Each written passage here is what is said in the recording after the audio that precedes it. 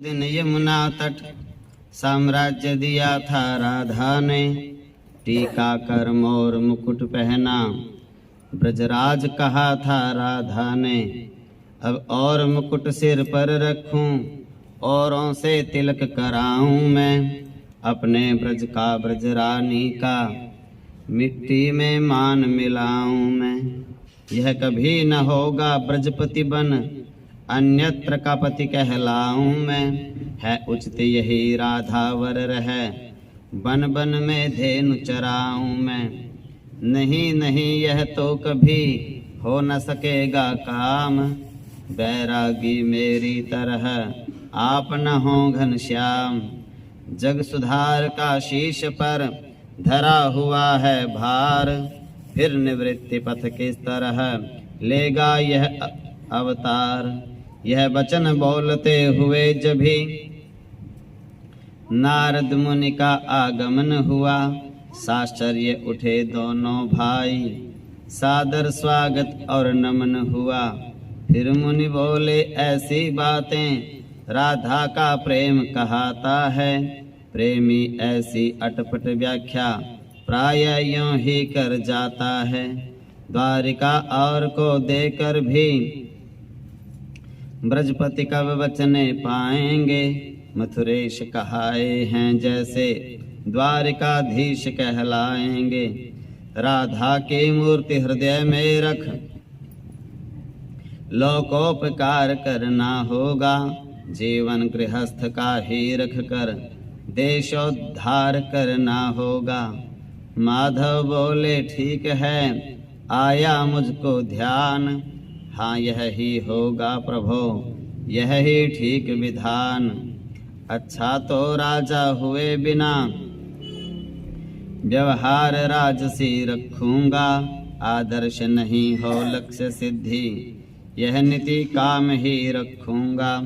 वह लक्ष्य धार्मिक होने से कुछ दोष नहीं होगा मुनिवर, अवतार मार्मिक होने से कुछ दोष नहीं होगा मुनिवर। बलदाऊ अनुज तुम्हारा यह वैवाहिक जग में आएगा, लेकिन विवाह कितने होंगे क्यों होंगे समय बताएगा। आदर्श मानवी जीवन का रामावतार बतलाता है, कृष्णावतार तो नीति निपुण जीवन के पथ पर जाता है। बस यह ही या कुछ और भी है, यदि हो तो बतलाओ मुनिवर, मैं भक्त इच्छा अनुगामी हूँ, जो कुछ हो बतलाओ मुनिवर। मुनि बोले तो और भी उनकी सुन लो नाथ, नाता जो कर चुकी हैं इन चरणों के साथ। पावनपुरी द्वारिका में बलराम अपने छोटे भाई कृष्ण के साथ में बैठे थे। भगवान कृष्ण ने कहा दाऊ भैया अब यहाँ का राजकाज आप संभालिए। दाऊ जी कहने लगे कन्हैया मैं भजन करूँगा, भजन के सिवाय कुछ करूँगा नहीं। मैं इस दुनिया में आया हूँ, यहाँ भी भजन करूँगा, मेरा काम ही भजन करना है। चाहे मैं लक्ष्मण बन के आऊँ, चाहे मैं शेष अवतार में हूँ, भजन और सेवा के सिवाय मुझे कुछ भाता नहीं। कृष्ण कहने लगे तो मैं भी राज्य तो नहीं करूँगा, मैं तो ब्रज का राजा हूँ। राधा रानी ने मेरे सिर पर मोर पंख लगा दिया, मोर का मुकुट पहना दिया था और मुझे कह दिया था अब आप राजा बन गए ब्रज के। अब मैं और कहीं का राजा नहीं बनना चाहता। तभी नारद जी आए। नारद जी ने कहने लगे प्रभु आप मना मत कीजिए, आप तो लीला पुरुषोत्तम हैं, अभी बहुत शेष काम हैं जो आपको करने हैं। आप तो इस जगत के पति हैं, जगत के नाथ पहले ही हैं। आपके बिना इस जगती को कौन चलाएगा? आपको ये मुकुट भी धारण करना पड़ेगा, आपको विवाह भी करवाना पड़ेगा, आपको गृहस्थ आश्रम में भी आना पड़ेगा।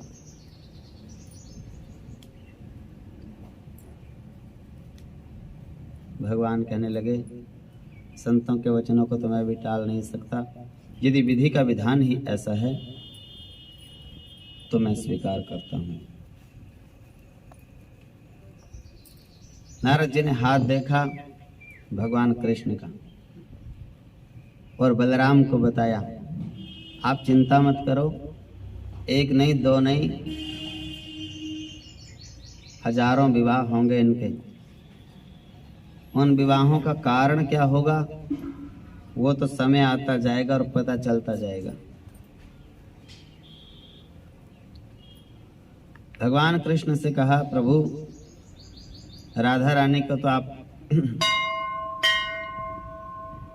उन पर तो आप कृपा अपनी बनाए रखते ही हैं, उन पर भी ध्यान दीजिए। किन पर? है देश विदर्भ जो कि आगे शायद बरार कहलाएगा, भारत के दक्षिण प्रांतों में एक सुघर प्रांत बन जाएगा।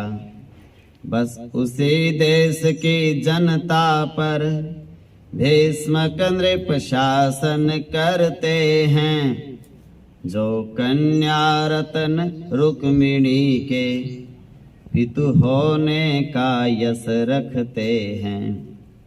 रुक्मिणी न केवल कन्या है, लक्ष्मी की है अवतार प्रभो, गृह लक्ष्मी उसे बनाने का स्वीकार कीजिए भार प्रभो। मैंने यह समझा है उसने प्रभु को पतिमान वर लिया है, पिछले संस्कारों वश मन में पत्नी का भाव भर लिया है। इसलिए उसी से मनमोहन विधिवत विवाह करना होगा, अपने भक्तों का दासी का पूर्णोत्साह करना होगा।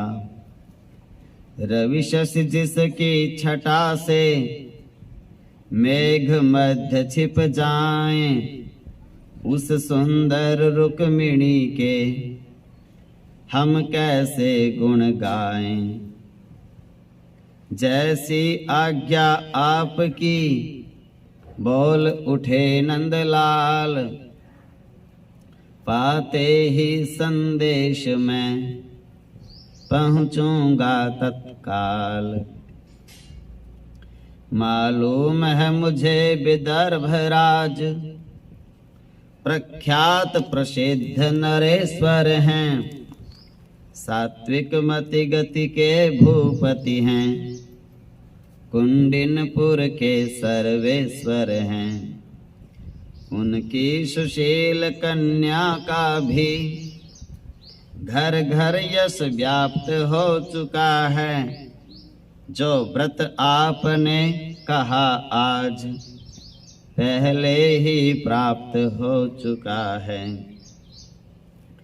जब आप आज्ञा देते हैं तो मैं यह निर्णय करता हूँ, उससे अवश्य होगा विवाह, दृढ़ अपना निश्चय करता हूँ। देवर्षि इस दास का यह भी है उद्देश्य, शिरोधार्य गुरुजनों की हो आज्ञा आदेश। मुनि गद गद हो कह उठे, धन्य धन्य भगवान, दासों का तुमने किया सदा यथोचित मान। ले आज्ञा नारद चले, कर प्रणाम बहु बार, जाते जाते हुई यों वीणा की गुंजार। चले गए देवर्षि तब कुछ क्षण के उपरांत, इस प्रकार बलराम फिर बोले पा एकांत। अंगीकृत की जब एक बात तो और भी अंगीकार करो।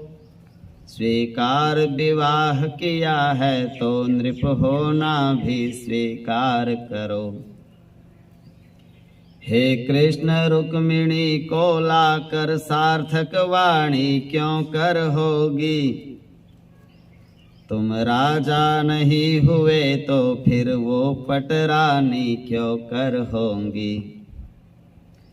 कृष्ण जरा मुस्का पड़े बोले सुनिए तात, अभी आप समझे नहीं पटरानी की बात। मैं दिखलाने को सोने का सिंहासन नहीं बिछाऊंगा। मन के मंदिर की चौकी पर रुक्मिणी को ला बिठलाऊंगा। यों पति के हृदय राज पे जब अपना अधिकार जमाएगी, तो पटरानी की बात ही क्या वो हृदय रानी हो जाएगी। सर्वस देकर करूँगा रुक्मिणी का सम्मान। राज्य न लूँगा मैं कभी, बस इतनी है आन। मैं राजा अगर हो गया तो ब्रजवासी सब खिंच जाएंगे। वे बड़ा आदमी समझ मुझ तक आते सकुचाएंगे।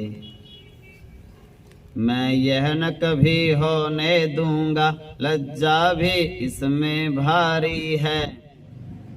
ब्रज जन मुझको अति भाते हैं, ब्रज भूमि मुझे अति प्यारी है।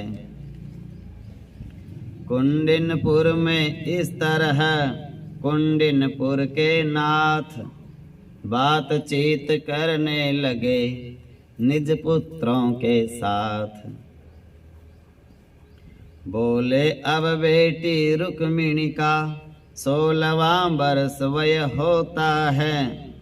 अब मैं इच्छुक हूँ निर्णय का, कह दो क्या निर्णय होता है। बाल्यावस्था पर युवा काल अधिकार जमाता जाता है। मेरे मत से तो अब विवाह हो जाना ठीक दिखाता है। रुक्मी बोला मैं नहीं, यद्यपि हूँ प्रतिकूल, लेकिन अभी विवाह का उत्तम कहना भूल। कन्या विवाह का योग्य समय निश्चित न कभी दिलाता है। जैसी हालत हो वैसा ही निर्णय करना सुखदाता है। कारण सात्विक राजस तामस होते स्वभाव हैं अलग अलग। प्रत्येक जीव पर यह तीनों रखते प्रभाव हैं अलग अलग।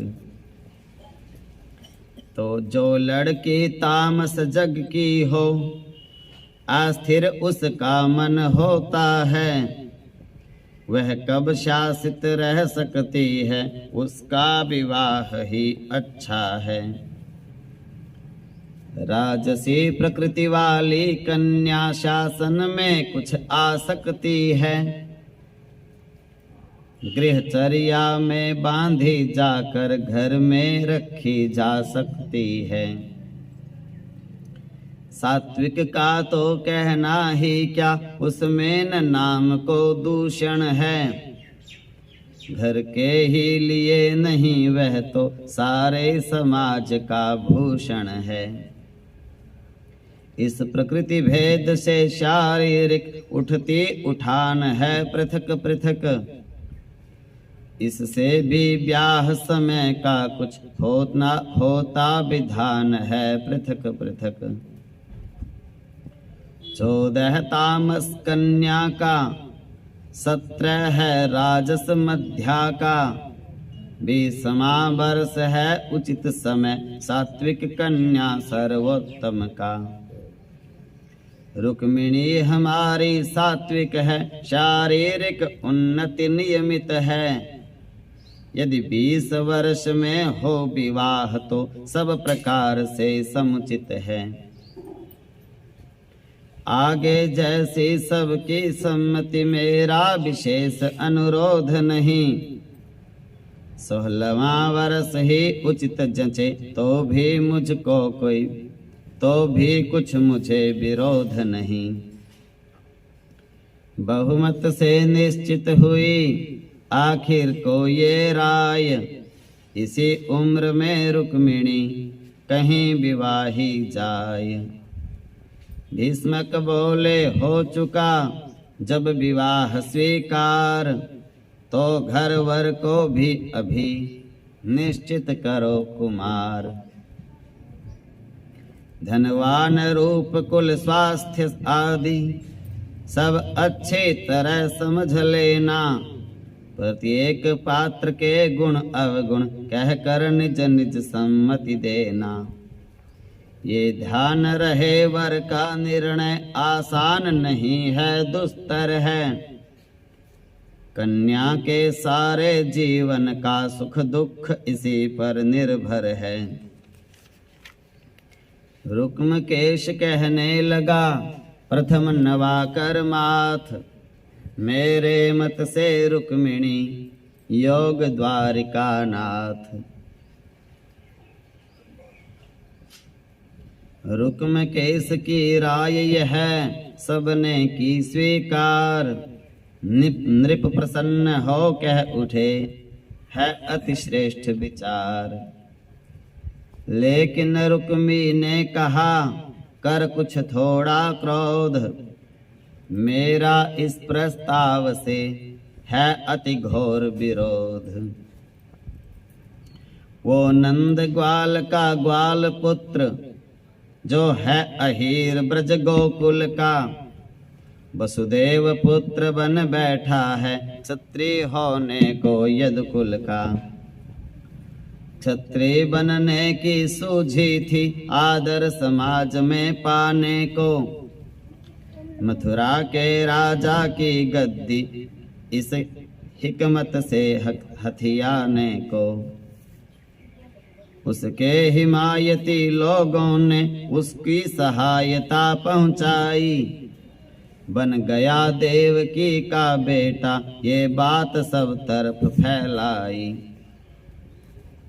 कह दिया देवकी ने उसको कारागृह में उपजाया था।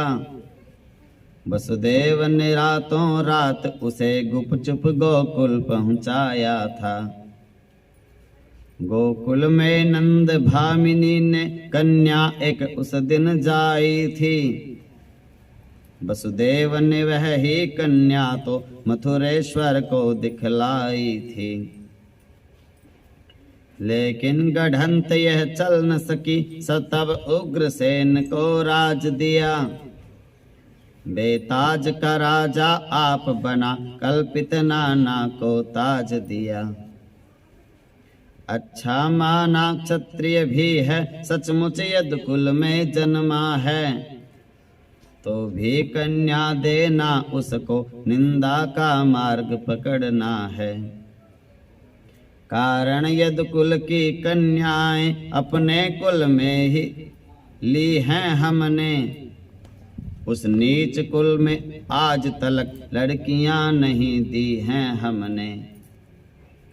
राजा जो शिशुपाल हैं चंदेरी के शूर, उससे अगर विवाह हो तो मुझको मंजूर।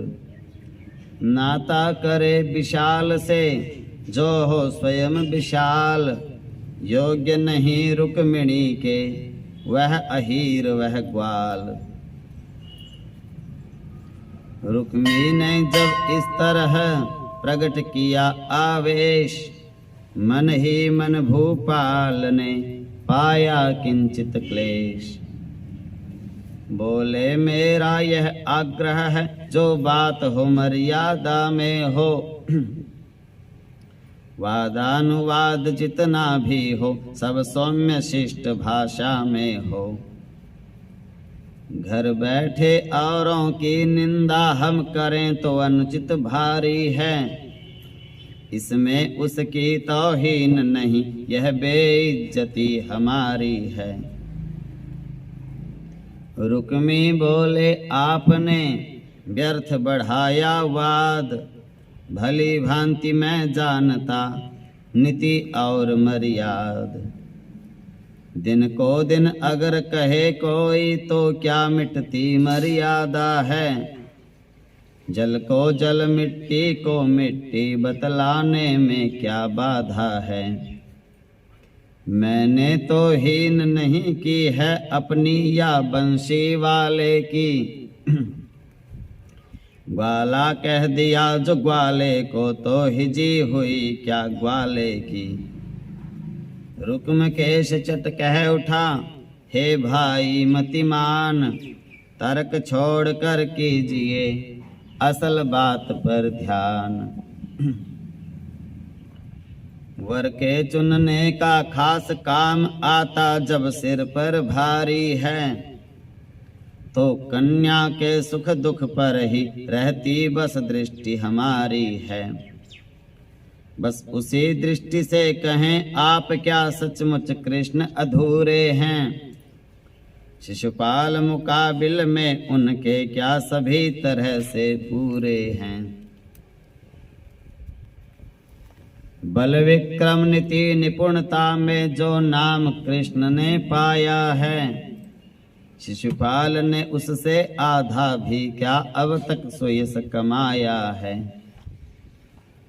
नृप भीष्मक कहने लगे हे युवराज उदार, कहता है जग कृष्ण को ईश्वर का अवतार। रुक्मी बोला यह विषय है विवाद का मूल, वर निर्णय के प्रश्न में इसे मिलाना भूल। ईश्वर माना भी जाए तो वो परम पिता परमेश्वर हैं, साकार जगत के पर्दे में अज निराकार अखिलेश्वर हैं।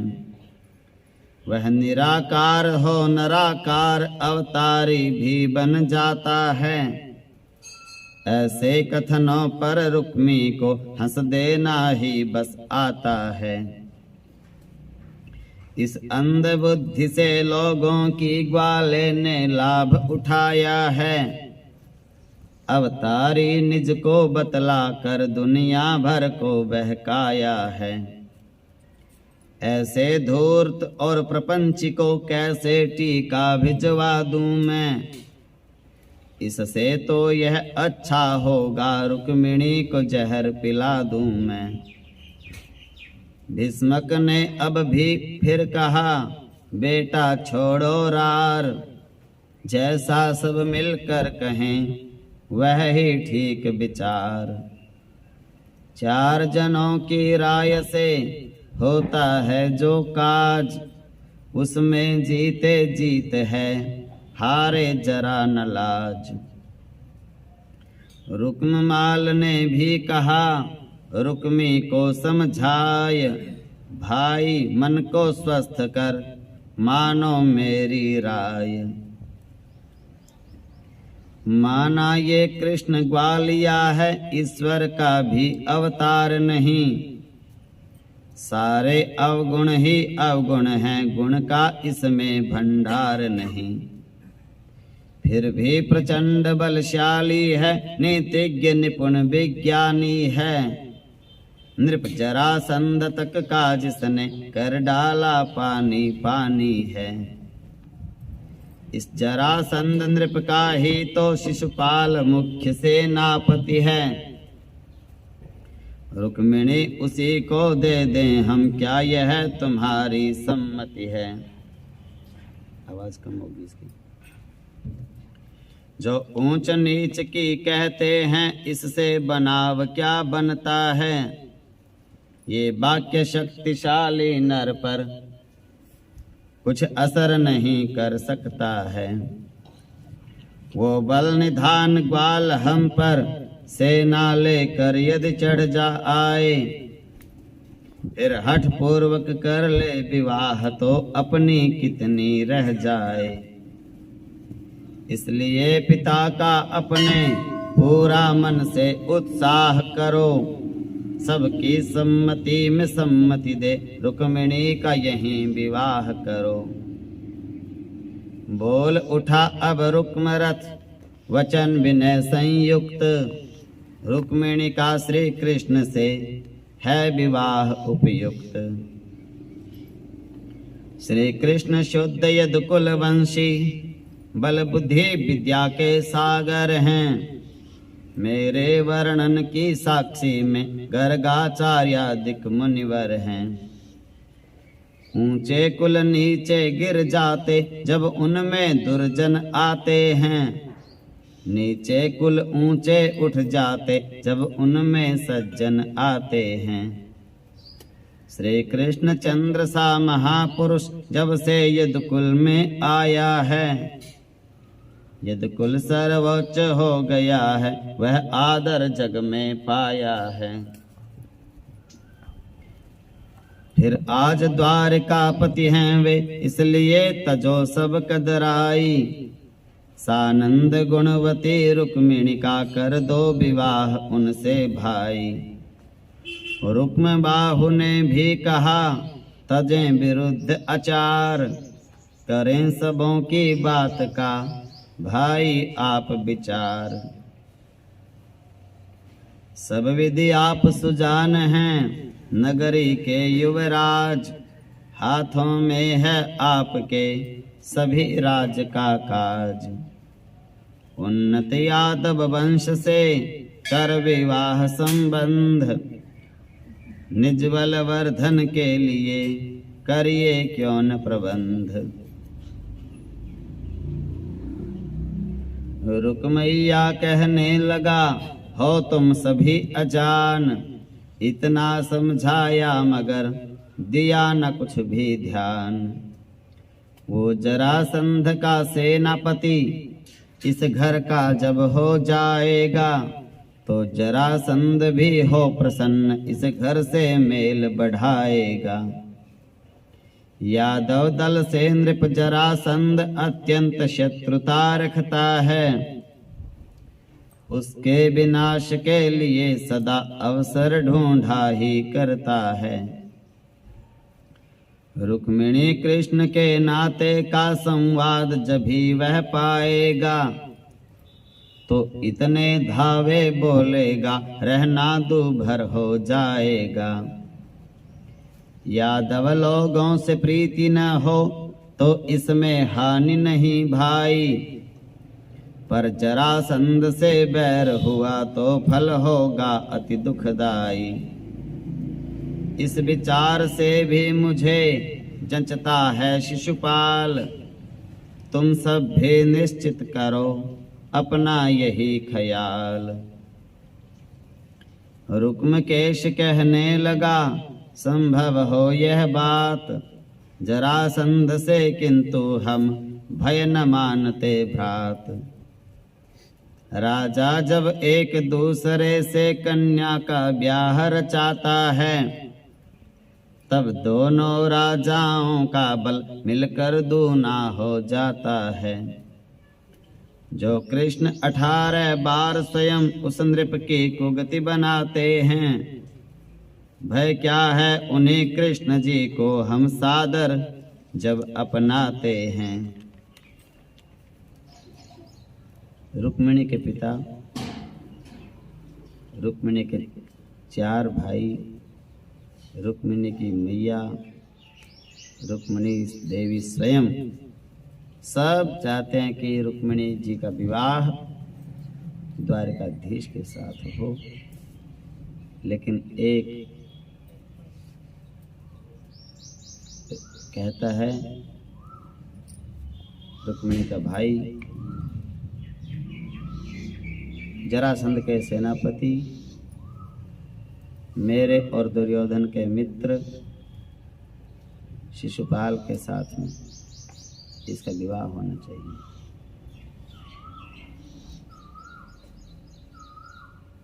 घर के लोगों ने बहुत समझाया, नहीं मानते। जैसी मेरे ठाकुर की इच्छा, होना तो वही है जो मेरे गोविंद चाहते हैं।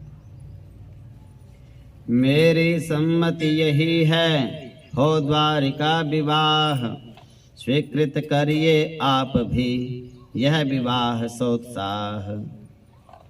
रुकमैया बोला, अहो बहुत बढ़ा दी रार, हठ में आकर कर रहे हो तुम सब तकरार।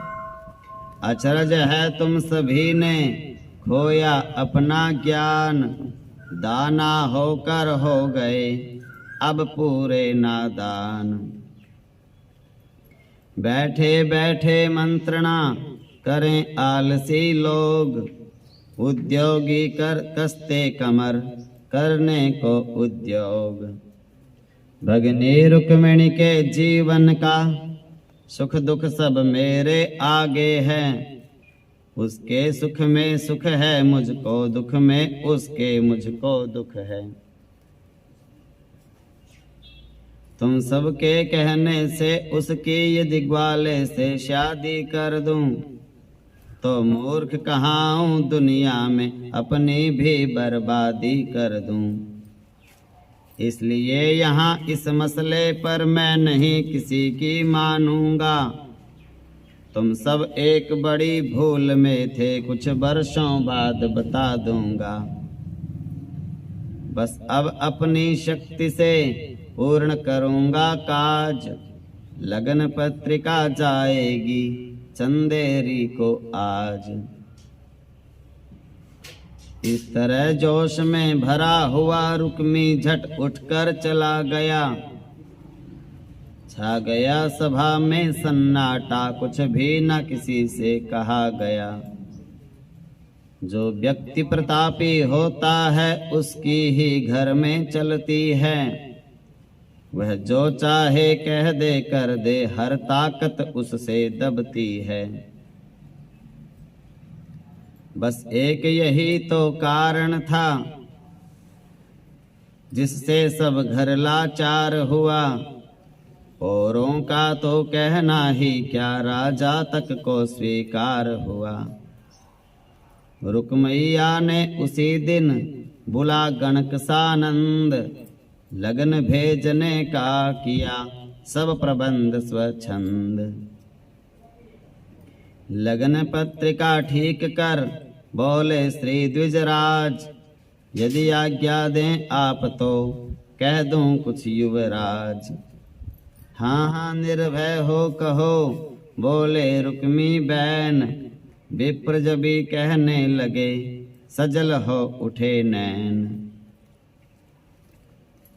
रुक्मी ने शिशुपाल को भेजने के लिए चिट्ठी लिखवा दी और पंडितों से पूछा,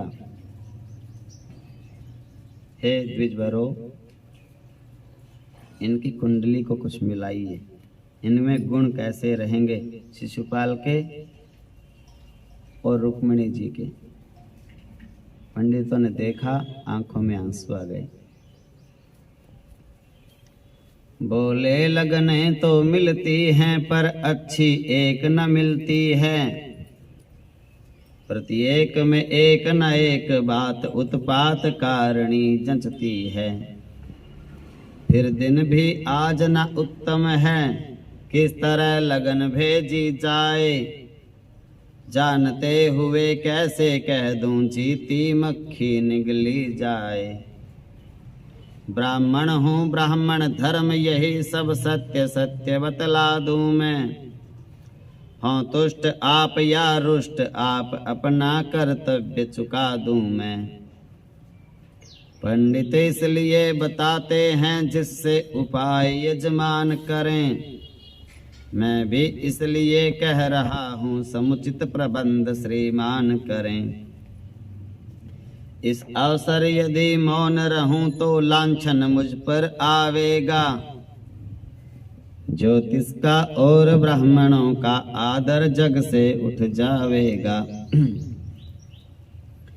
मैं सदा देश की राजा की मंगल कामना मनाता हूँ। इसलिए सुनो युवराज, तुम्हें जो फल है वो बतलाता हूँ। रुक्मैया द्विजराज से बोला ऐसे बैन, बस इतनी सी बात पर हुए आप बेचैन। वो कृष्ण छोकरा गोकुल का यदि कुंडिनपुर में आएगा तो ऐसी मुंह की खाएगा जो कहीं न मुंह दिखलाएगा। मथुरा में जरासंध ने ही वह शिक्षा दी दीवाने को। भागा अपना दल बल लेकर द्वारिका रची छुप जाने को। करुणा कर जिसकी हालत पर श्री जरासंध ने छोड़ा है। पंडित जी उससे डर कैसा पौरुष का जिस पर तोड़ा है। खुद सुनेगा वह जब जरासंध बाराती बनकर आएंगे। आना कैसा घर बैठे ही सब होश फना हो जाएंगे। फिर भी यदि उससे भूल हुई तो भली भांति अवनति होगी। जो कभी किसी की हुई नहीं ऐसी उसकी दुर्गति होगी। बुरी नहीं है लगन यह भय न कीजिए। देखेगा संसार अब मेरा महाप्रताप। बैठो, पीछे ले लो वो मोटा, बैठ जाओ। लगन लिखा कर दी गई कुल पंडित के हाथ। वे ज्यों ही लेकर चले धूमधाम के साथ। त्यों ही उनके सामने हुई अचानक छींक। लगन छूट पड़ी हाथ से चुभी पांव में सींक। कुल पंडित का किंतु कुछ साहस हुआ न भग्न। चंदेरी को चल दिए उठा भूमि से लगन। रुक्मिणी जी का भाई रुक्मी चाहता है कि मैं रुक्मिणी का विवाह शिशुपाल से करूं। पूरे घर के लोग नाराज हैं इस बात से।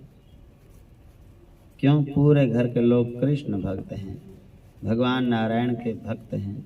रुक्मिणी जी परम भक्ता हैं, विदुषी हैं। लेकिन जबरदस्ती हठात बलात् रुक्मी ने पंडितों को बुलवाया, लगन पत्रिका लिखवाई, पूछा इन दोनों के गुण कैसे रहेंगे। पंडितों ने बता दिया, आप पत्रिका कहीं भी भेज सकते हो। आप राजा हो, राजकुमार, युवराज हो, लेकिन रुक्मिणी का लगन बताता है कृष्ण से इसका जन्म जन्म का संबंध था, है और रहेगा। यदि आप शिशुपाल से विवाह करना चाहेंगे भी तो भी आप नहीं कर पाएंगे, क्योंकि कृष्ण आएंगे और रुक्मिणी को ले जाएंगे।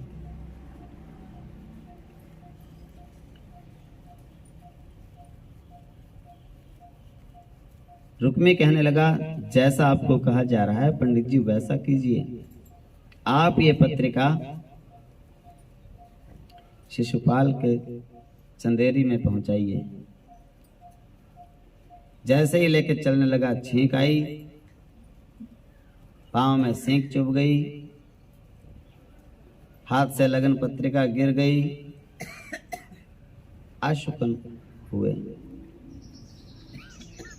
रास्ते में जब उठा के वो पत्रिका चलने लगा, पथ में भी अशकुन पर अशकुन पग पग पर मिलते जाते हैं, मग ब्याल काटते जाते हैं, कूकर शूकर चिल्लाते हैं।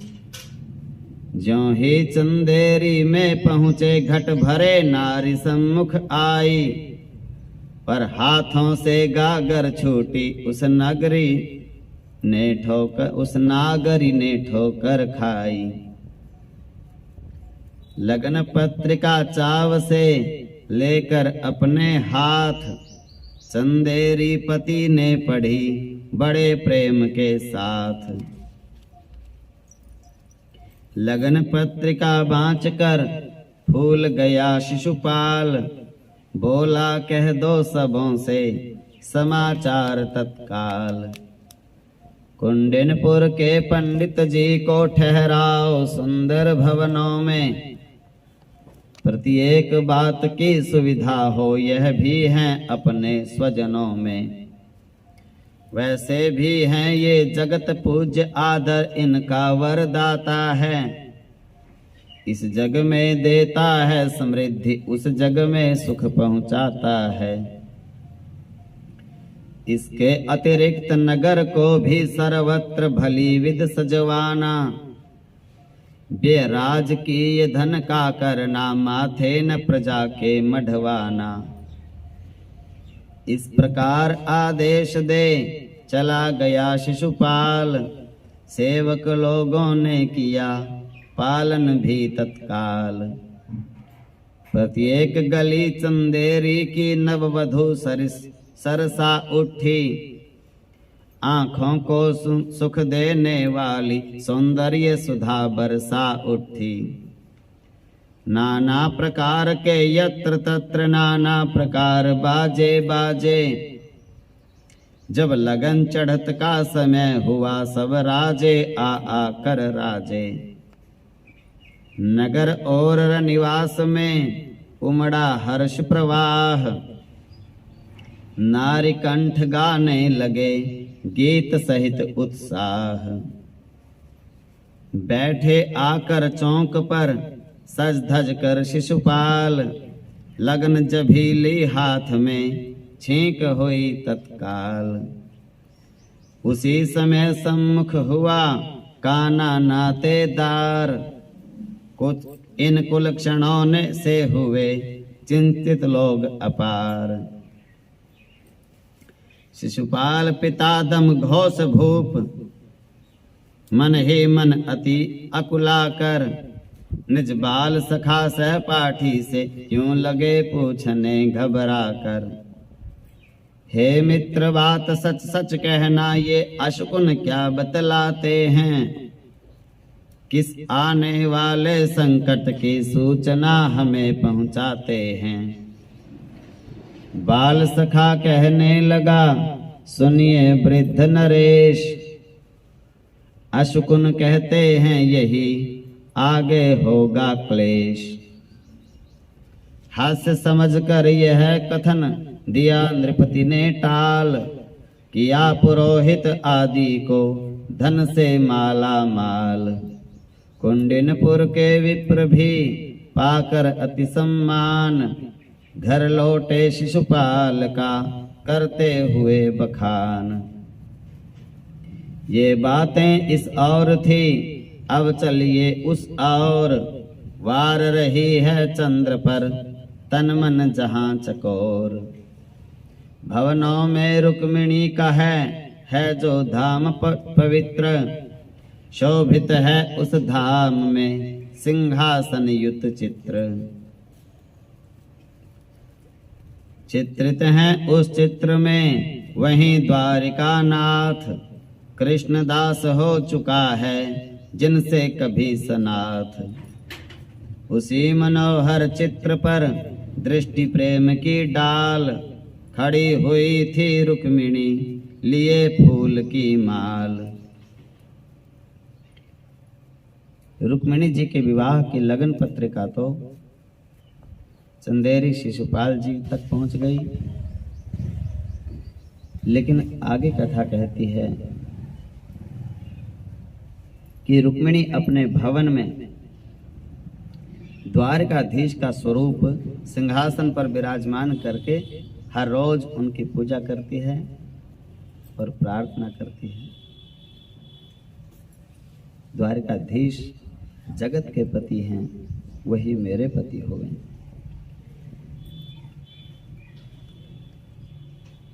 उसी मनोहर चित्र पर दृष्टि प्रेम की डाल, खड़ी हुई थी रुक्मिणी लिए फूल की माल। कहती थी मेरे इष्ट देव मेरे जीवन आधार प्रभो, उत्पत्ति स्थिति संहार रूप है निराकार साकार प्रभो। तुम मुझे ज्ञान की दुनिया हो, तुम मुझे भक्ति की दुनिया हो, तुम मुझे ध्यान की दुनिया हो, तुम मुझे मान की दुनिया हो।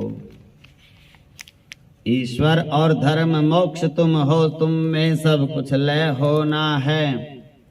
हे प्रभु मैंने इन चरणों में अपने को खोया खोना है। अब तलक अनेक कृपाएं की, अब अंतिम और कृपा कर दो। तुम ही मेरे वर बन जाओ, मुझे तुम ही मुझको ऐसा वर दो। इस द्वारे पे जो आता है वो नहीं लौटने पाता है। कुछ ऐसा बंधन बंधता है, बस बंधा हुआ रह जाता है। क्षत्रिय कन्याएं अपना वर चुन सकती हैं, चुन लेती हैं। जिसको चुन लेती हैं उसको वरमाला पहना देती हैं। इसलिए नाथ स्वीकार करो निज सेवकनी की करमाला। नभ पृथ्वी को साक्षी करके पहनाती हूँ ये वरमाला। इस प्रकार कहते हुए पहना दी वह माल, मानो चरणों में दिया अपना सर्वस डाल। हृदय सरोवर में उठी ऊंची ऊंची प्रेम हिलोर, चिंतन से घन श्याम के नाच उठा मन मोर। शांत हृदय कुछ समय तक धर उस छवि का ध्यान, प्रेम योगिनी की तरह बोली हे भगवान। लक्ष्मी के ज्यों विष्णु हैं गौरी के भूतेश, उसी तरह अब आप भी हैं मेरे हृदयेश। कहना हो हृदयेश से यदि कुछ मन का हाल, तो फिर चंदेरी चलो कुंडिनपुर की बाल।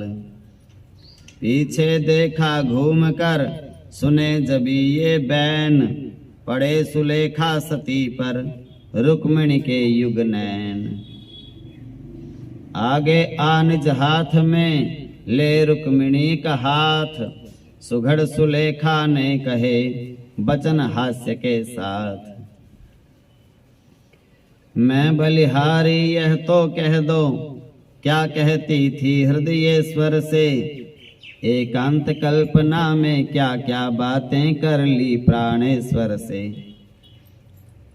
है अभी अभी तो लगन गई, यह गति है अभी अभी मन की। देखा देखी पर कौन दशा होगी इस दीवानेपन की। रुक्मिणी मैया की सखी आती हैं, वो उनसे विनोद कर रही है। मीठे होकर भी लगे तीर सदृश यह बैन, हाथ छुड़ा कर रुक्मिणी बोली हो बेचैन। ये चंदेरी के साथ साथ जो लगन की बात सुनाई है, भाभी क्या तुमने लगन मेरी चंदेरी को भिजवाई है। ये जो रुक्मिणी की सखी है, उनकी भाभी भी है, ये साथ में रुक्मिणी की धर्म पत्नी है। ये भी चाहती है कि रुक्मिणी का विवाह रुक्मिणी की इच्छा से ही हो। जो जाति स्वयंवर के द्वारा कन्या से वर चुनवाती है, अब उसी जाति की यह दुर्गति चुपचाप लगन भिजवाती है। तुम महलों ही में बनी रही, ये कार्य नीति से भ्रष्ट हुआ। नारी बैठी देखती रही, नारी का गौरव नष्ट हुआ। तुम सबने तोड़ी है तोड़ी, पर मैं मर्यादा न तोड़ूंगी। अपना वर कन्या आप चुने, ये निज अधिकार न छोड़ूंगी। कह दी जब रुक्मिणी ने अपने मन की पीर, क्लेश सुलेखा को हुआ बोली वचन अधीर। हे ननद, दोष देकर मुझको मत कहो वचन निठुराई का। चंदेरी लगन भेजने में है हाथ तुम्हारे भाई का। उस समय यही समझी थी मैं, सचमुच है अंगीकार तुम्हें। स्वामी जो नाता करते हैं, वह नाता है स्वीकार तुम्हें। पर तुम जब ऐसा कहती हो, ये रिश्ता मुझे पसंद नहीं, तो तुम कदापि निज भाई की इस इच्छा की पाबंद नहीं। तुम डटकर करो विरोध प्रबल, मैं बल तुमको पहुंचाऊंगी। जिसको चाहा है वही मिले, ऐसा संयोग रचाऊंगी। बोलो मेरी प्यारी बोलो, आंखों में कौन समाया है कौन चोर वह भाग्यवान, जिसने ये चित्त चुराया है। रुक्मिणी ने कुछ प्रेम से कुछ संकोच समेत, सिंहासन के चित्र की और किया संकेत। बोली भाभी देखिए उधर, निश्चय मैंने कर डाला है। अपना मन चीतावर चुनकर अर्पण कर दी वरमाला है। अब और किसी के देने को कुछ और नहीं है हाथ अहो। अब से तन मन धन जीवन के हैं नाथ, द्वारिका नाथ अहो। चंदेरी लगन भेज कर ही भैया में है उत्साह वहां, पर उन्हें अभी है विदित नहीं, पूरा हो चुका विवाह यहाँ। ये उलझन कैसे सुलझेगी, उत्पात बड़ा भारी होगा भाभी। मन मेरा व्याकुल होता है, बतलाओ क्या होगा भाभी। चतुर सुलेखा ने कहा परम हर्ष के साथ, होगा वह जो करेंगे स्वयं द्वारिका नाथ। गोवर्धन धारण कर जिसने गोकुल का ग्राम उबारा है, मथुरा में कंस संवरण कर ब्रजमंडल का दुख टारा है। उसकी ही शरण गही है जब तब चिंता या संशय कैसा। भय भंजन जब अपने ही हैं तो डर कैसा और भय कैसा। निर्द्वंद्व रहो निशंक रहो, वे अपना टेक निभाएंगे। तुमने उनको अपनाया है तो वे तुमको अपनाएंगे। इन वचनों ने चित्त को ढाढ़स किया प्रदान, रुक्मिणी यों करने लगी प्रभु पद का गुणगान। सूर्योदय जब हो गया चमक उठा संसार। अंधकार का कहीं भी कुछ न रहा अधिकार। श्वेत चदरिया ओढ़कर मानो काली रात, चंदेरी में आ छुपी अवलोकने बारात। चिट्ठियां देश देशांतर के महिपालों को जा पहुंची हैं। उनकी टोलियां आ रही हैं, कितने ही की आ पहुंची हैं। चंदेरी पति ने उन सबको आदर समेत ठहराया है। होनी ने हंसी देखने को अपना ये दल बुलवाया है। नाना देशों के देशाधिप जो आए हैं या आते हैं, उनमें से मुख्य मुख्य जो हैं हम उनके नाम गिनाते हैं।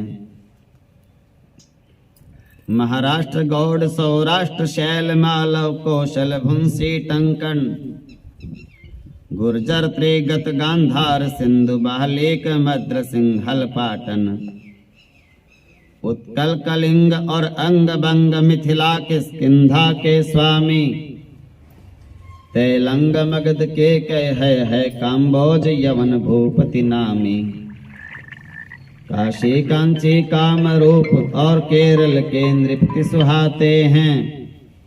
सबके सब मिल चंदेरी की शोभा को आज बढ़ाते हैं।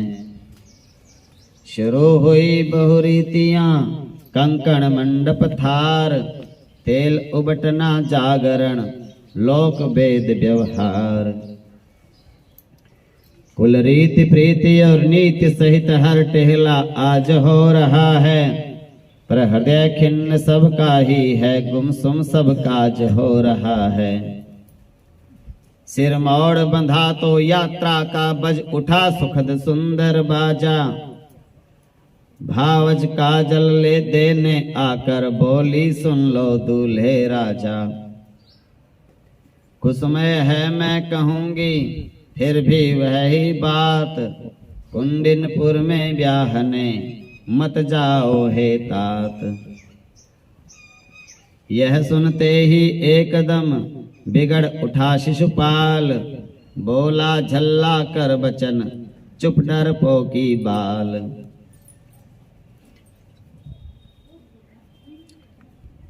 भाभी मेरी भाभी होकर तू ऐसी डरी जा रही है, थोड़े से अशुकन शकुन देख चिंता से मरी जा रही है। यादवों अहीरों का दबैल क्षत्रिय दल जब हो जाएगा, तब तो इस भारत में सचमुच अंधेर गजब हो जाएगा। अब हट जा अशकुन भरे और न वचन निकाल, भूल जाएगा जोम सब आए जो नंदलाल।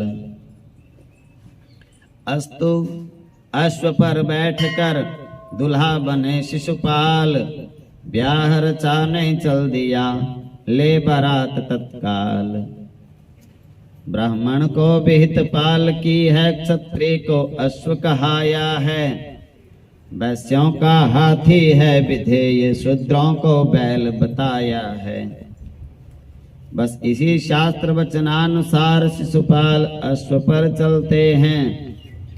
नभ में चीलें मंडराती हैं, कुत्ते रोते हैं लड़ते हैं। फिर भी उन्मत्त अहंकारी बारात और दल बल लेकर जाता है, किंतु देखना है लौटता है क्या दुष्फल लेकर। होनी जब जैसी होती है तब कैसी बुद्धि उपजती है। जंचती है नहीं किसी की भी अपनी औंधी ही जंचती है।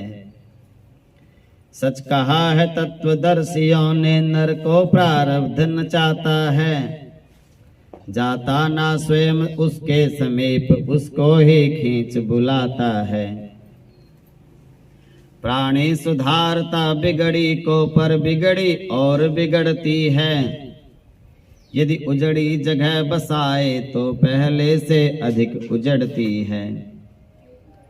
अस्तु मार्ग चलते हुए जबकि आ गई रात, जंगल ही में टिक गई एक जगह बारात।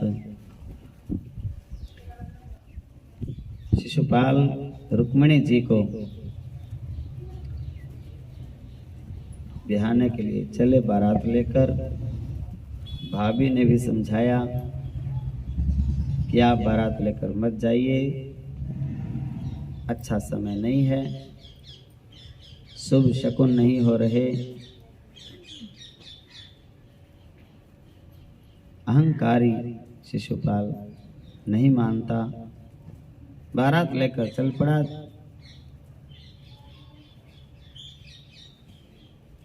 वाहन ऐसे थे, घोड़ों के, बैलगाड़ियों के, रथों के। सफर लंबा था तो रास्ते में जंगल आया और वहीं पर बारात रात के समय रुक गई। लेकिन कुछ ईश्वर की माया, कुछ कर्मों की गति रंग लाई। बारात जबकि भोजन पर थी, तब प्रबल एक आंधी आई। रास्ते में उन्होंने भोजन की जो भी व्यवस्था थी, भोजन करने के लिए बैठ गए। सब के सब लोग, पंगत लग गई।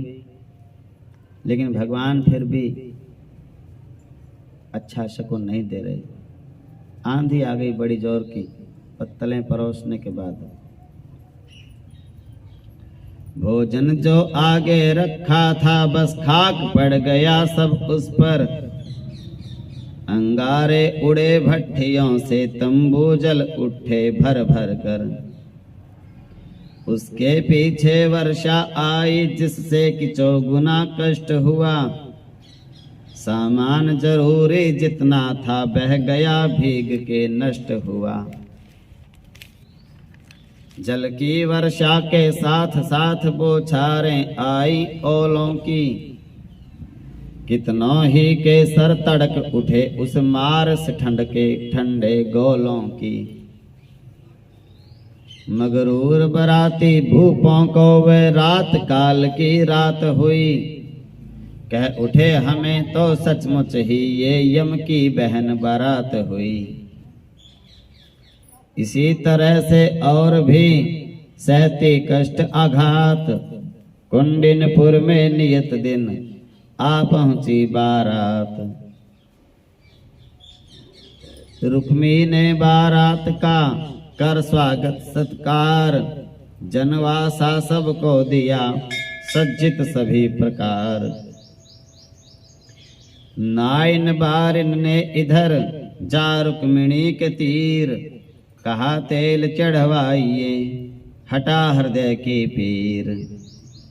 बारात आगमन से पहले हम तेल चढ़ाने आई थी। उस समय आपने क्रोधित हो फटकारें हमें सुनाई थी। अनुरोध हमारा है यह ही करिएगा, आज विरोध नहीं। हैं आप स्वयं ही समझदार, इस समय उचित है क्रोध नहीं।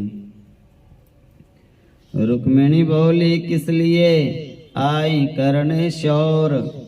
सब विरुद्ध हों ब्याह हो, यह है अनुचित घोर। किसकी शादी किसका विवाह, किसकी बारात कब आई है। धांधली है यह सब भाई की, यह सब उसकी बरियाई है। सब मान जाएं जब मान जाएं, मैं हरगिज मान नहीं सकती। अपना अच्छा और बुरा भला क्या खुद मैं जान नहीं सकती। बारात बुलाने से पहले भाई को यदि सूझा होता, तो जीवन जिसे काटना है उससे भी कुछ पूछा होता। मेरा भी नहीं सभी घर का हक छीन रहा वह अभिमानी। अन्याय पूर्वक हठ पूर्वक कर रहा है अपनी मनमानी। माताजी और पिताजी ने जो वह निश्चय कर रखा है, उससे पहले से ही मैंने अपना परिणय कर रखा है। जाओ क्यों अपना और मेरा बातों में समय गंवाती हो। कर चुके विवाह कृष्ण से मैं फिर क्यों बेकार सताती हो। बारात से कह दो बरियाए, शिशुपाल से कह दो शिशुपाले। भाई को ऐसी जिद हो तो गुड़िया का ब्याह रचा डाले। ये हाथ का आटा मल डालो, पूरियां तेल में तल डालो। थाली में रख कर बनड़े पर ले जाओ, कहो लला खा लो।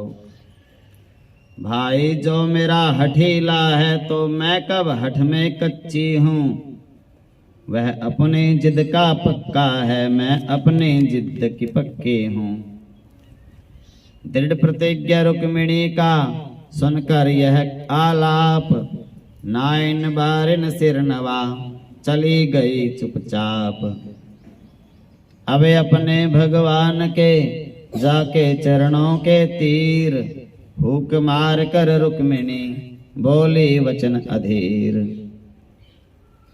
हुई यही आवाज एक सुन ली मैंने टेर, अब होने दूंगी नहीं और देर अंधेर। जब चरणों में गिर के रुक्मिणी जी द्वारकाधीश के सामने रोती हैं, अपना दुख व्यक्त करती हैं, तो पीछे से रुक्मिणी की भाभी और सखी सुलेखा आई। रुक्मिणी तभी पीछे मुड़कर देखा उत्कंठा में आकर, तो ज्ञात हुआ कि सुलेखा ने ये वचन कहे हैं मुस्काकर।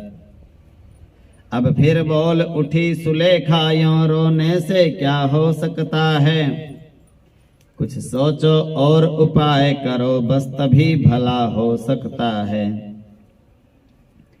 तुम क्षत्रिय कुल की कन्या हो, साहस की दुनिया में आओ, द्वारिका नाथ को एक पत्र अतिशीघ्र लिखो और भिजवाओ। सूचना उन्हें ज्यों पहुंचेगी त्यों ही वे यहाँ पधारेंगे, अपनी रुक्मिणी के सब संकट आने के साथ निवारेंगे। उठो शीघ्रता से उठो, भोजन है पत्र है तत्र, समय बहुत जा चुका जल्दी भेजो पत्र। रुक्मिणी ने वह वचन सुन झुका लिया निज माथ, उन भाभी से इस तरह कहा दर्द के साथ। कुंडिनपुर के नृप की पुत्री यदि छुपकर पत्र पठाएगी, तो भाभी यह तो बतलाओ क्या कुल की लाज ना जाएगी। कुल पर कलंक लाने से तो पारी रहना ही अच्छा है, या आत्मघात कर प्रेतम के पद पर मिट जाना अच्छा है। या तुम भी तो अपनी ही हो, तुम ही ये उलझन सुलझा दो, अपने ही आप पत्र लिखकर द्वारिकाधीश को भिजवा दो। हंसी सुलेखा जोर से कहा वाह हरि शर्म, आत्मघात सूझा तुम्हें जो है महा अधर्म। क्या खूब कीर्तनकारों के सम्मुख तो प्रेम जताओ तुम, लो उनसे मांग चित्र उनका और माला उन्हें पहनाओ तुम।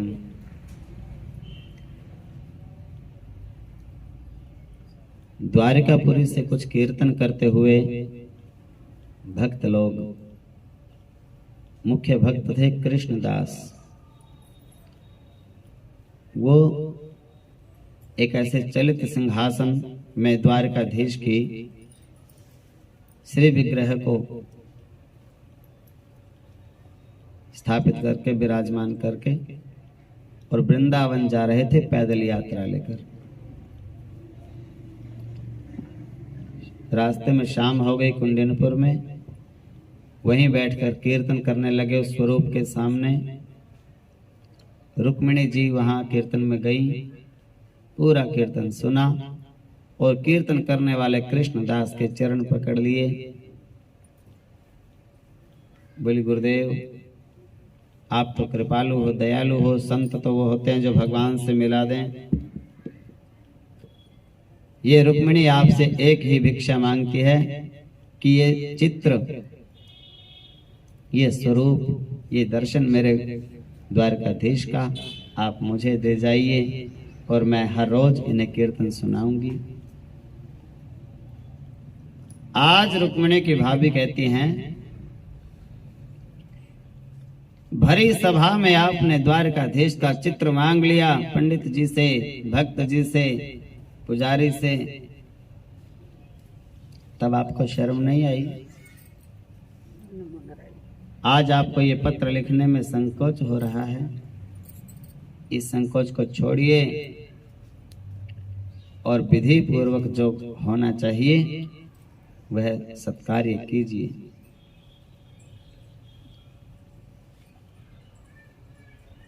पर पत्र भेजते लाज लगे, बदनामी का डर हो भारी। मैं अपनी प्यारी नंदी को इस मति पर जाऊं बलिहारी। दम घोट रहा दम घोष तनय किसका, मेरा अथवा तेरा। मैं क्यों चिट्ठी लिखूं तेरे नाम की? दबाया तुझे जा रहा है कि मुझे? विवाह जबरदस्ती आपका कर रहे हैं कि मेरा? गोपाल वही गो टेरेगी जिसको कि सिंह ने हो घेरा। कुंडिनपुर में मत करो मान, करना ये मान द्वारिका में। जब जा बैठो सम्मान सहित द्वारिका नाथ की रक्षा में। इस समय मेरे कथनानुसार तुम काज अगर कर जाओगी तो आजीवन सुख पाओगी, आजीवन मौज उड़ाओगी। जितने भी हितु तुम्हारे हैं उन सब की यह ही इच्छा है। लो साफ साफ अब कहती हूँ राजा रानी की ये आज्ञा है। रुक्मिणी की भाभी ने बताया रुक्मिणी को कि मैं नहीं कह रही ये बात आपके माता पिता ने मुझे कही है कि जाओ और रुक्मिणी को बोल दो द्वारकाधीश के लिए पत्र लिखे, आमंत्रित करें। उनकी इच्छा है कृष्ण यहाँ आकर संकट संवरण करें। शिशुपाल के दल को कर परास्त, रुक्मिणी का पाणी ग्रहण करें। पत्रिका भेजने का प्रबंध गुपचुप हम लोग रचाएंगे। अपने घर के जो पंडित हैं उनके ही हाथ भिजाएंगे। अब और अधिक सोचना व्यर्थ लेखनी, उठाओ पत्र लिखो। पत्नी बन चुकी तो पत्नी बन, पत्नी को लज्जा क्या पति को पत्र लिखो। यह सुनकर रुक्मिणी ने की सलाह स्वीकार, गई सुलेखा चित्त में हो संतुष्ट अपार। हुआ जब एकांत तो कागज कलम संवार, रुक्मिणियों के लिखने लगी अपने हृदय उद्गार। जय द्वारिकाधीश, जय सुख शोभा धाम, स्वीकृत हो रुक्मिणी का प्रभु साष्टांग प्रणाम। दक्षिण में बसे विदर्भ देश कुंडिनपुर जिसकी राजधानी, उस देश का शासन करते हैं श्री महाराज भीष्मक ज्ञानी। मैं इन्हें भीष्मक भूपति की कन्या हूँ प्राणों की प्यारी।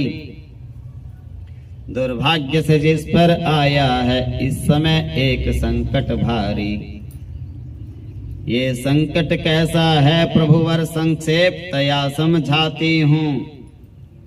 जो समय अमूल्य ले रही हूँ उसका भी हेतु बताती हूँ। मेरे विवाह का घर में जब घर वालों ने प्रस्ताव किया तब माता और पिताजी ने सस्नेह आपका नाम लिया। वो नाम सुना तो मैंने भी वर लिया आपको मनमोहन। प्राणेश प्राण धन जीवन धन बर लिया आपको मन ही मन। पर रुक्मी भाई के मन को ये नाता बिल्कुल जंचा नहीं। सबके अच्छा कहने पर भी उसने खुद अच्छा कहा नहीं। संबंध द्वारिका से करना क्या जाने क्यों न उसे भाया। उस एक अकेले ने घर में सारी घर का मत ठुकराया। रुक्मी युवराज यहाँ का है जिसकी हठ कभी न टलती है। राजा तो नाम मात्र के हैं, सर्वत्र उसी की चलती है। चंदेरी का है शिशुपाल, यहाँ उसे हठात बुलवाया है। प्राणेश्वर जटिल समस्या है, बारात साथ वह लाया है। अब मुझको रह गया है नाथ यही आधार, आप पधारें यहाँ पर और करें उद्धार। कहीं चित्त में आप यों शंका करें न नाथ, नृप भीष्मक ने पत्र यह लिखा न क्यों निज हाथ। कारण इसका यह है प्रीतम रुक्मी से सब घर डरता है। उससे प्रतिकूल न कोई भी कुछ इधर उधर कर सकता है। जाहिर में हाँ कहला उसने सब वचनबद्ध कर डाले हैं। भीतर से घुटन दिलों में है, बाहर से मुंह पर ताले हैं। मेरे जीवन का जीवनेश निर्णय जल्दी हो जाएगा, या पति पद में लग जाएगा या पति पद पर खो जाएगा। बस इसीलिए निर्भयता से पत्रिका भेजती हूँ स्वामी। अबला हूँ क्या कर सकती हूँ, सूचना भेजती हूँ स्वामी। बस आशय है तो इतना है, प्रभु को अवश्य आना होगा। अधिकारिणी हूँ तो कहती हूँ अब दर्शन दिखलाना होगा। दर्शन पर ही इति नहीं नाथ, दुर्जन भी दलना होगा। अपने रुक्मिणी को दुनिया के सन्मुख अपनी करना होगा। आए भवतारण जन तारण, आकर मुझको तारे प्यारे। जो लगन लगी है वही लगन, ये लगन पत्र समझे प्यारे। आपन आए जो यहाँ तो हो जाए अकाज, जग में मेरी आपकी नहीं बचेगी लाज। सब कहेंगे चेदि नरेश्वर से, और जरासंध से भय खाकर दब गया द्वारिका का स्वामी। बालिका बचा न सका आकर, कर लिया जो मैंने आत्मघात तो आप कलंक उठाएंगे। नारी और पत्नी हत्या के अपराधी माने जाएंगे। उस हालत में फिर लोगों को कैसे मुंह आप दिखाएंगे। फटकार नहीं समझाती हूँ, चूके तो प्रभु पछताएंगे। हे अवतारी निज बल पौरुष दिखलाकर दूर व्यथा करिए। गौपाल नाम की लज्जा हो तो गाय की आरक्षा करिए। जिस तरह सिंह मृग वृंदों में निर्भय प्रवेश कर जाता है, त्यों दिखा दीजिए प्रभु जग को द्वारिकापति खौफ ना खाता है। जिस प्रकार जो उचित हो करिए वही उपाय। इस दासी रुक्मिणी को दर्शन तो दो आय। नाथ आपका जगत में बहुत बड़ा है नाम। पूर्ण नहीं तुमसे हुआ, कहो कौन सा काम। पल न छोड़ने से पहले पूतना पापिनी को मारा। 2-3 मास के ही जब थे तब शकटासुर को संहारा। वीरता भरे अद्भुत चरित्र, अद्भुत कौतुक भी दर्शाए। मुंह में मिट्टी ही खाई मैया को त्रिभुवन दिखलाए। गोपी जब हाथ पकड़ लाई यशोदा के निकट उलझने को, तब आकृति में उसके सुतवत कर डाला था खुद अपने को। जब जब मुनि कणव लगाएं भोग, तब तब यही झंझट आए। ठाकुर के बदले बाल कृष्ण भोजन का भोग लगा जाए। अगबक वत्सासुर व्योमासुर के से अजगर का हनन किया। शल तोशल गज चाणोर सहित मथुरेश कंस का निधन किया। रेवती रमन के द्वारा भी उत्पात मिटाया रिपुदल का। अभिमान नसाया बार बार नृप जरासंध तक के बल का। कालियनाथा गिरिवर धारा यमलार्जुन तारे रास किया। 2 बार अग्नि का गर्भ तोड़ गुरुसुत को जीवन दान दिया। इन लीलाओं से रहे आप न छुपे सरकार। विष्णु लोक के विष्णु हैं जान गया संसार। रुक्मिणी भी निज हाथ का यह स्वरूप पहचान। टेर रही है प्रेम से त्राही मम भगवान। गज की गुहार के सुनते ही नंगे पैरों धाने वाले। गणिका से और अजामिल से पतितों को अपनाने वाले। प्रहलाद भगत की रक्षा को श्री नरहरि बन जाने वाले। भिलनी के झूठे बेरों को प्रमुदित होकर खाने वाले। त्रिभुवन को नाप 3 पग से राजा बलि को छलने वाले। तारा बराह बन हिरण्याक्ष रावण का दल दलने वाले। गौतम की नारी अहिल्या को फिर पावन कर देने वाले। सुध दीन रुक्मिणी की भी लो दीनों की सुध लेने वाले। आई तेरी शरण हूँ हो दुखिया मोहताज। शरणागत वत्सल बचा शरणागत की लाज। जिस दिन होना ब्याह है उस पापी के साथ।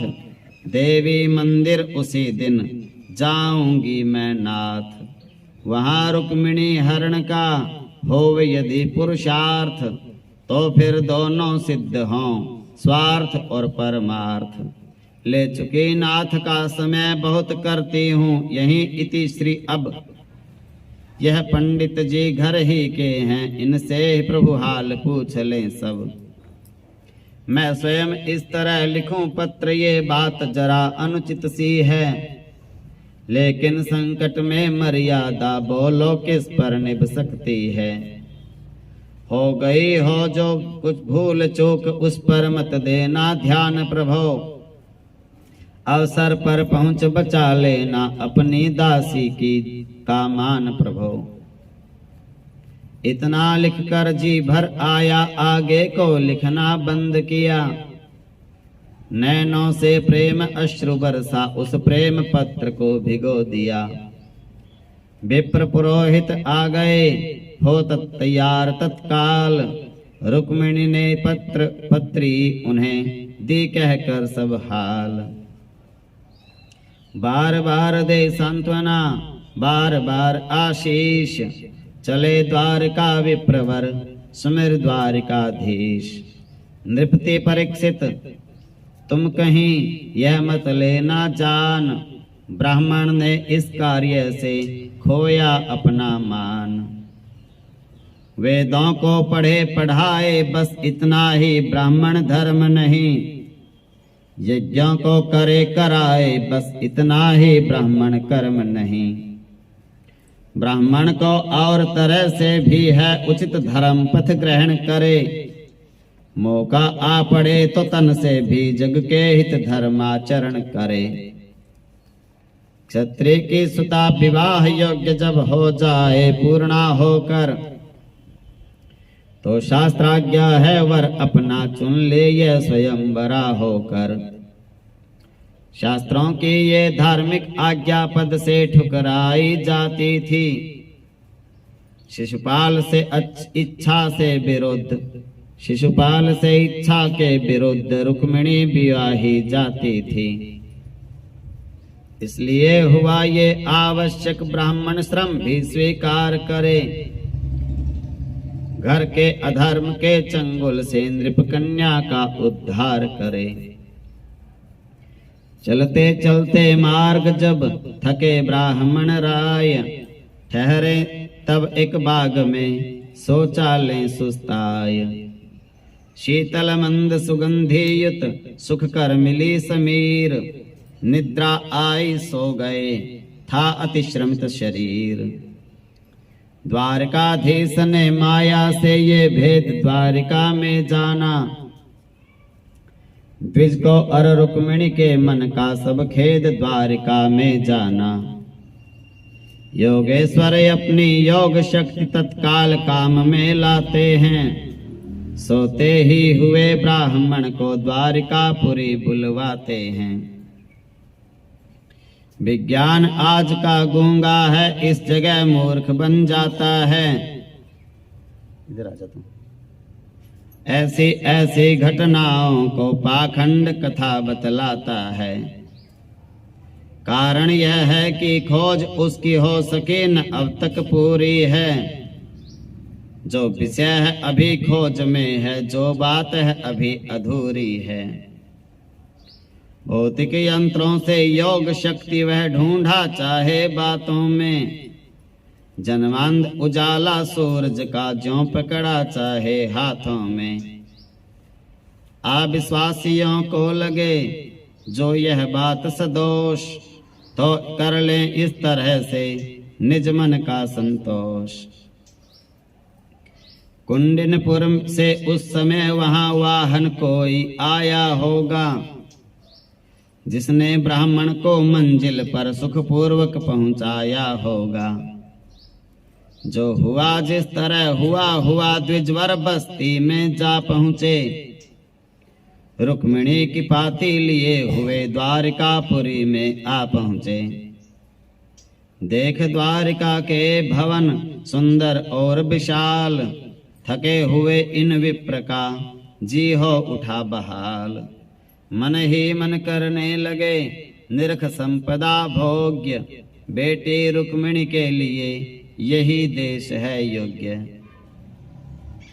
पता पूछते पूछते चले महल की ओर, पाती बांधे फेंट में कर में लोटा डोर। सर पर विदर्भ वाली पगड़ी अपनी शोभा दिखलाती है, तनियों से तनी बगल बंडी तन पर अत्यंत सुहाती है। धोती घुटनों तक नीची है, कंधे पर पड़ा दुपट्टा है। ऊंचे मस्तक पर दर्शनीय दीप रहा वैष्णवी टीका है। पद ऋण में शोभित पद, सर जिन पर जगत झुकाता है।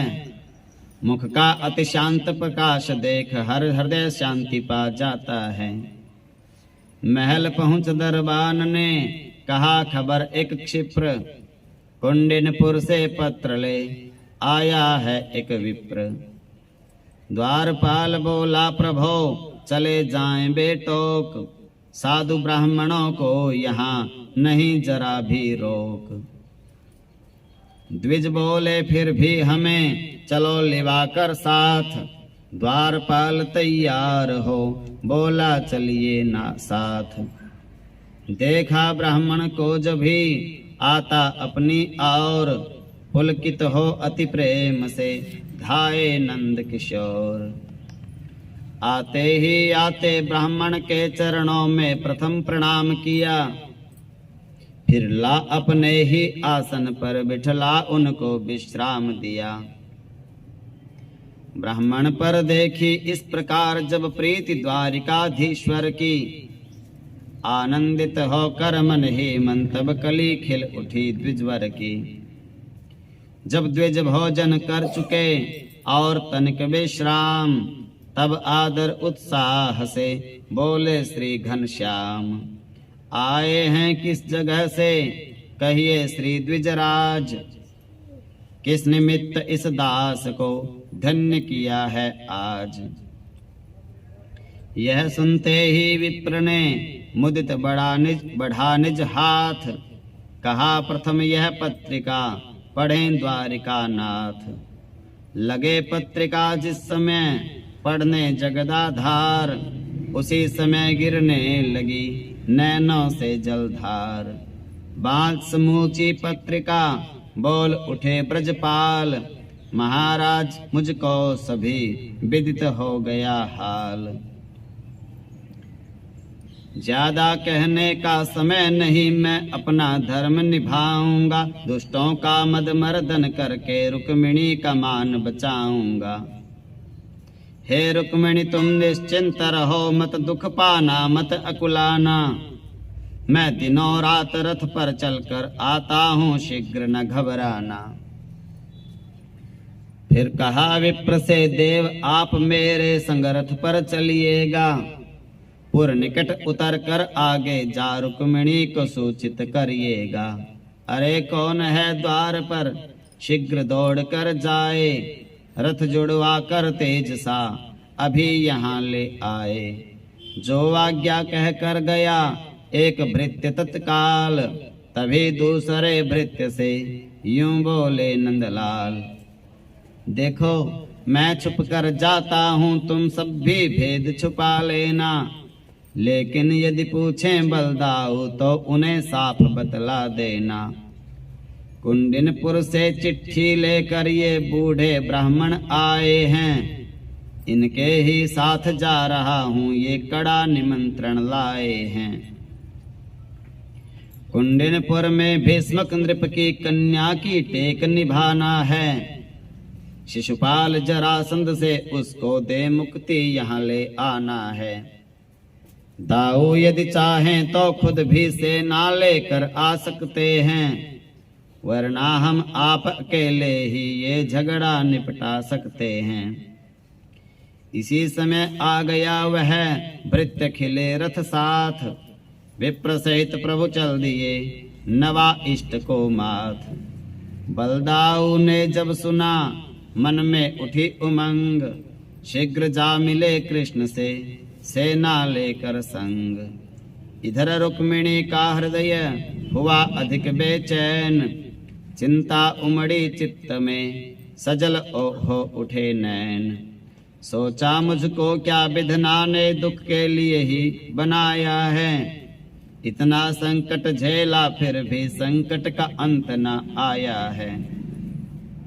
क्या जाने वो बूढ़ा ब्राह्मण पहुंचा ही हो न द्वारिका में, जीवन समाप्त कर बैठा हूँ यात्रा की कठिन यातना में। हृदय बता दे अब मुझे करना है क्या काम, मोहन तो तेरा नहीं आया तेरे धाम। शांत रही कुछ देर तक फिर उठी एक हुक, अब के वचन प्रवाह में बहे हृदय के टूक। सोचा अंत निराश हो जीवन है धिक्कार, कोठे से गिर कर करूं अभी आत्मसंहार। ऐसा मन में ठान कर चढ़ी थी मंजिल जाए, तभी सामने से दिखे आते वो द्विजराय। आशालतिका लहलहा उठी ऊपर से तुरंत उतर आई, उन्मादित से गिरती पड़ती ड्योढ़ी की ओर शीघ्र धाई। द्विज आते ही आते बोले लो बेटी चिंता दूर करो, द्वारिकाधीश आ पहुँचे हैं भय अपने मन का दूर करो। मेरा प्रयत्न हो गया सफल इसका है, मुझको सुख भारी है उसी बात में हित मेरा, जो बात तुम्हें हो हितकारी। त्यागो शंकाएं सभी रहो हर्ष के साथ, यादव दल भी संग ही लाए हैं यदुनाथ। रुक्मिणी ने द्विजराज को किया प्रणाम विनीत, नैनों से एहसास के आंसू गिरे पुनीत। बोली है मेरे धर्म पिता उपकार न कभी भुलाऊंगी, इस जीवन में तो इस ऋण से मैं उऋण नहीं हो पाऊंगी। हैं आप पुरोहित भी सच्चे, यजमान का शुभ कल्याण किया, संकट में पड़ी बालिका का संकट मोचन कर त्राण किया। गदगद हो द्विजराज ने सिर पर रखा हाथ, बोले चिरजीविनी रहो बेटी सुख के साथ। अच्छा तो अब चलूं मैं करूं स्वगृह विश्राम, यही तुम्हें आशीष है पति पाओ घनश्याम। चले गए यूं विप्र जब काढ़ क्लेश की फांस, तब रुक्मिणी ने स्वस्थ हो सुख की ली एक सांस। इष्ट देव के निकट जा पुण्यानंद विभोर, बोली बड़े अपूर्व हो तुम तो है चित चोर।